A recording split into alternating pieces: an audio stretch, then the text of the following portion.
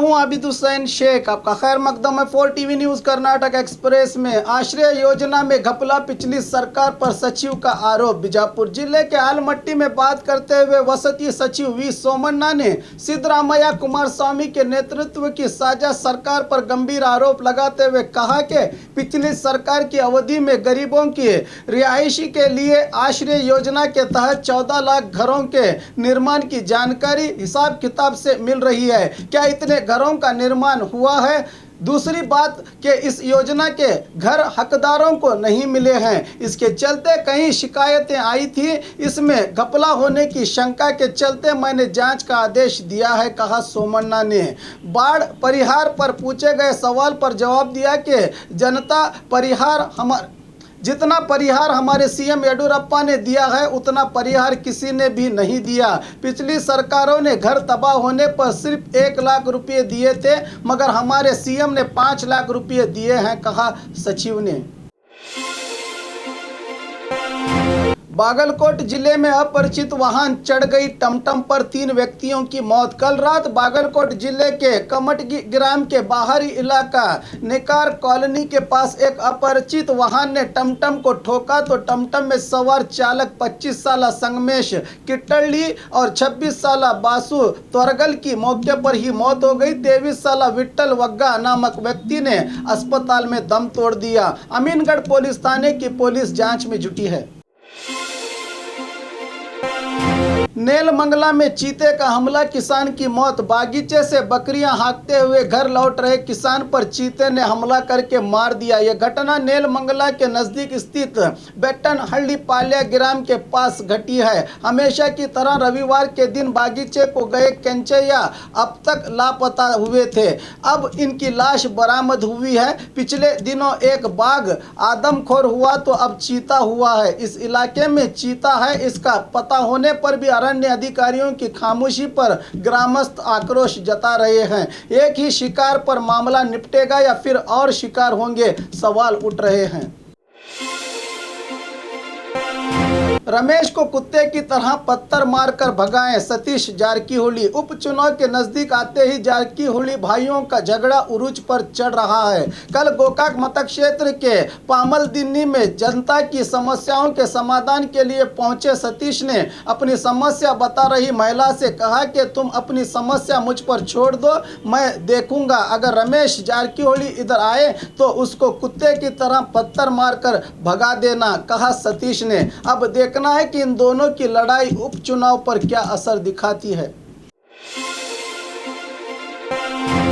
राज्य के 20 railway station को A क्लास दर्जा देने की घोषणा। कल बेंगलुरु में सीएम येडियुरप्पा ने रेल अधिकारियों की एक सभा में बीजापुर सहित 20 रेलवे स्टेशन को A ग्रेड दर्जा देने की घोषणा की, जिसके चलते अब रायचूर, दावणगेरे, गुलबर्गा, कंगेरी, हुबली, धारवाड़, यादगीर, मैसूर, कृष्णराजपुर, यशवंतपुर, मंगलूर, बेलगाम, बल्लारी, शिमोगा, हॉस्पेट और बेंगलुरु के कंटोनमेंट स्टेशन में मूलभूत सुविधाओं में बढ़ोतरी करके इन स्टेशन को A ग्रेड दर्जा दिया जाएगा। इस सभा में अनेक नए रेलवे मार्गों के निर्माण और अब चल रहे कामों पर चर्चा की गई।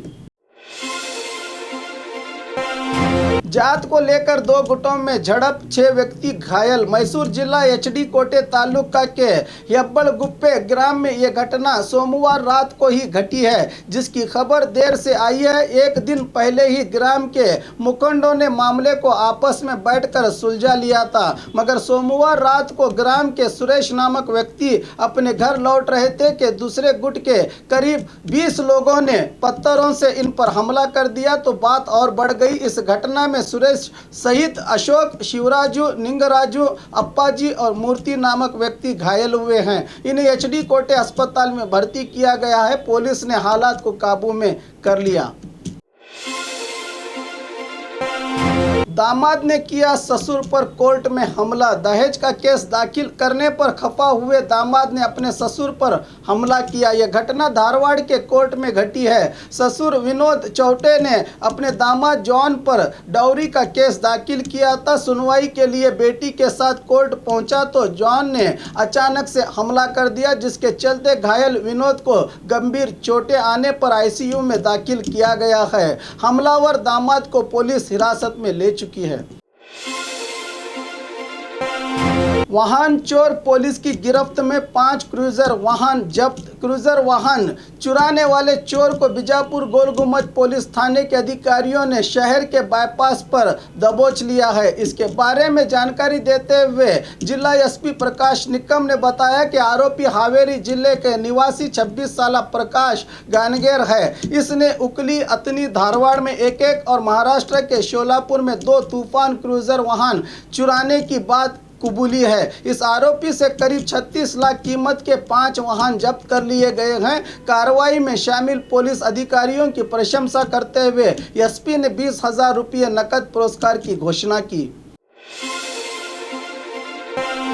पीएसआई की नौकरी दिलवाने का झांसा, युवती को दिया धोखा। युवती ने 2016 में पीएसआई की नौकरी के लिए अर्जी दी थी। उसी समय नौकरी दिलवाने की बात कहकर देवी प्रसाद साहू ने युवती से 3.5 लाख रुपए लिए थे। नौकरी तो न मिली। जब रुपया वापस पूछे तो देवी प्रसाद ने युवती की तस्वीर फेसबुक में नकली अकाउंट खोलकर अपलोड करके ब्लैकमेल करने लगा। इससे तंग आकर युवती ने बेंगलुरु के बागलगुंटे पुलिस थाने में अब शिकायत दर्ज की है। एफआईआर होने पर आरोपी भाग गया है, जिसे पुलिस तलाश कर रही है।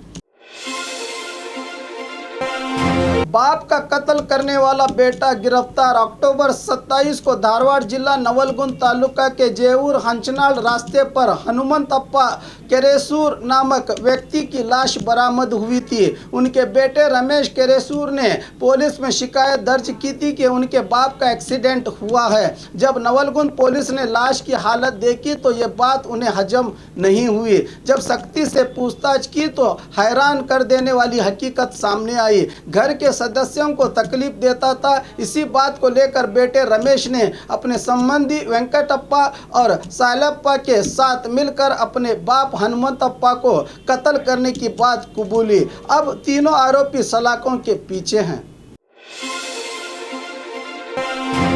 बीजापुर में गेस्ट लेक्चरर्स का प्रतिरोध, जिलाधिकारी को निवेदन पत्र। राज्य के कुल 412 पीयूसी कॉलेजेस में कई युवक गेस्ट लेक्चरर के रूप में अपनी सेवाएं दे रहे हैं, मगर इनको ना माकूल तनख्वाह है, ना नौकरी की गारंटी। ऐसे में इनका भविष्य अंधेरे में है। सरकार को तनख्वाह बढ़ाकर 30,000 महीना करने और जल्द से जल्द कॉलेजेस में नियुक्त करने की बात करते हुए बीजापुर में गेस्ट लेक्चरर्स ने आक्रोश जताकर जिला अधिकारी को निवेदन पत्र सौंपा।